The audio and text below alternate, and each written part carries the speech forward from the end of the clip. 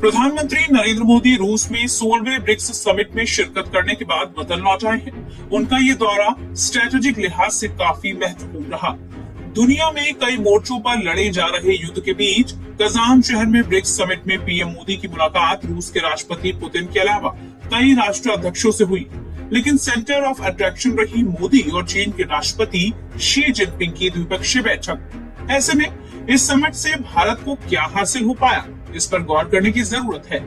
भारत लौटने पर पीएम मोदी ने ब्रिक्स के दौरे को बेहद सफल बताते हुए रूस के राष्ट्रपति पुतिन, उनकी सरकार और रूस के लोगों का आभार व्यक्त किया।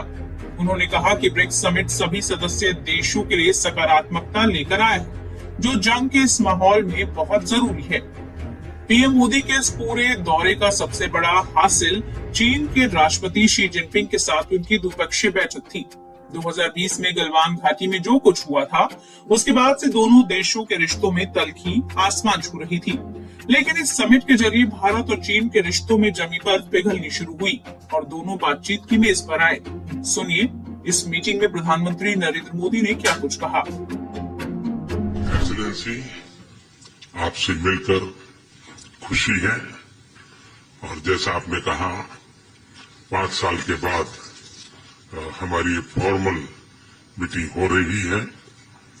हमारा मानना है कि भारत और चीन के संबंधों का महत्व केवल हमारे लोगों के लिए ही नहीं, लेकिन वैश्विक शांति, स्थिरता और प्रगति के लिए भी हमारे संबंध बहुत अहम है। एक्सेलेंसी, सीमा पार पिछले 4 वर्षों में उत्पन्न हुए मुद्दों पर बनी सहमति का हम स्वागत करते हैं।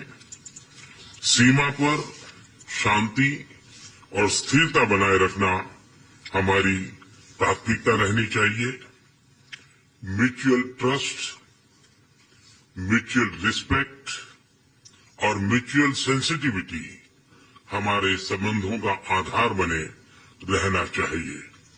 आज इन सभी विषयों पर बात करने का अवसर मिला है।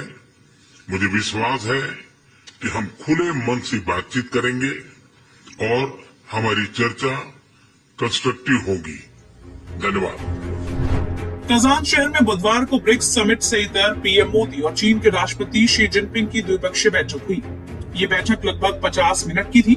इस दौरान दोनों नेताओं ने एलएसी पर सैन्य गतिरोध खत्म करने को लेकर बनी सहमति को सकारात्मक रुख अपनाया। इस दौरान दोनों नेताओं ने एलएसी से सैनिकों के पीछे हटने और 2020 में जो विवाद शुरू हुआ था, उसे सुलझाने के लिए हुए समझौते का स्वागत किया। राष्ट्रपति शी जिनपिंग से पीएम नरेंद्र मोदी की मुलाकात युद्ध के दौर में एक बार फिर शांति की अपील की। पीएम मोदी ने भारत और चीन के बीच विवादों और मतभेदों को ठीक से सुलझाने पर जोर देते हुए कहा कि किसी भी सूरत में शांति भंग नहीं होने देनी चाहिए। प्रधानमंत्री नरेंद्र मोदी ने ब्रिक्स समिट को संबोधित करते हुए कहा था कि ये ग्रुप युद्ध को नहीं बल्कि डायलॉग और डिप्लोमेसी का समर्थन करता है।